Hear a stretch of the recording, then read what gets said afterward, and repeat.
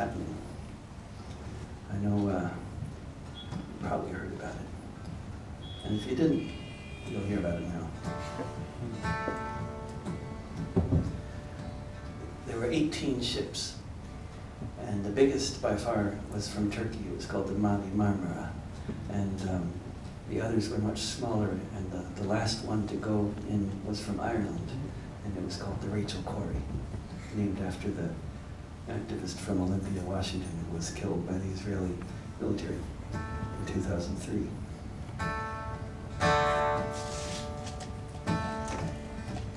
In '48, they were driven out at the point of a machine gun.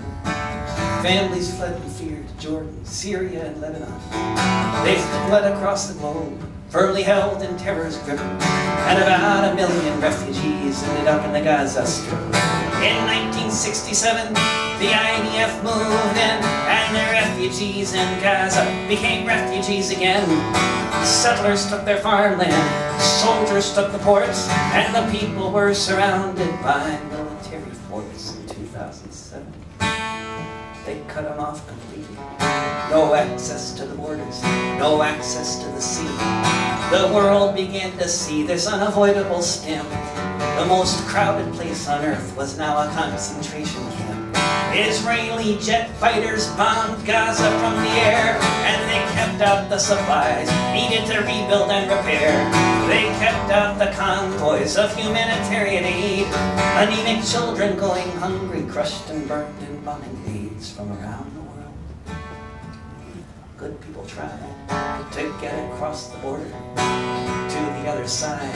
Almost all of them were turned away, deported back to Turkey, Jordan, France, the USA. They were barred from ever coming back. Adam and Hueda decided on a different tack.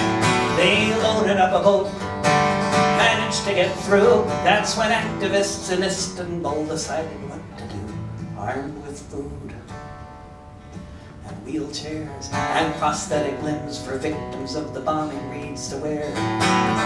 They packed cement by the ton. They had a few kitchen knives, but not a single gun. They were determined to reach the bay, to break the siege of Gaza and not be turned away. As they left Turkish waters, everybody wished them well. As for what would happen next, only the apartheid state could tell.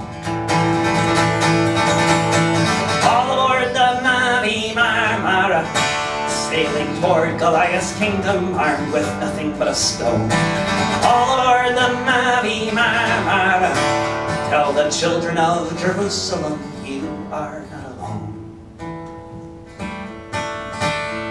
700 people on board this Turkish ferry. They were 60 miles from the shore, out in the open sea, in international waters, with no plans for turning back. That's when Netanyahu told his soldiers to attack. They came down from helicopters, fired guns from Zodiacs. They shot some people in their heads and shot others in their backs. The captain raised a white flag high into the air, but the soldiers kept on shooting beneath the floodlights glare. The soldiers kept on shooting. It was a free fighter zone. So many dead and wounded, just how many isn't known. So many dead and wounded, blood flowing on the floor. The soldiers kept on shooting 60 miles from the shore. Medics trying to treat the wounded, all they could do was watch them bleed. The soldiers wouldn't let them get the urgent help they needed. Mass troopers held their hostages. The Navy towed the ship just for trying to sail to the Gaza Strip. All aboard the Mavi Marmara, sailing toward Goliath's kingdom, armed with nothing but a stone. All aboard the Mavi Marmara, tell the children of Jerusalem, you are not alone.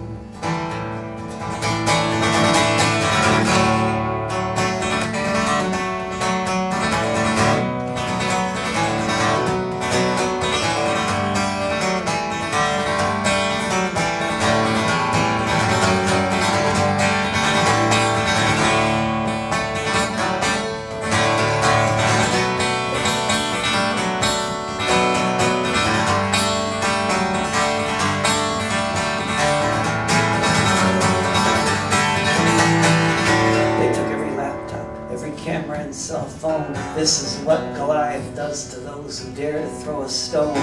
The ghost of the Exodus is shouting at the sky, but Netanyahu isn't listening, he's just watching people die. For days nobody knew just what happened on that boat, because everyone was held in jail and dead men do not float. All the world will remember what happened on that night, and to end the siege of Gaza, more will go and join the fight.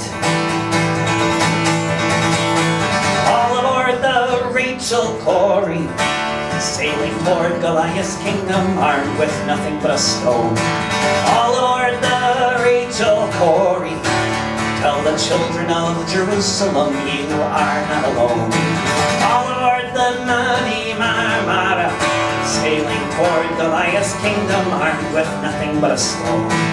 All aboard the Mavi Marmara, tell the children of Jerusalem, you are not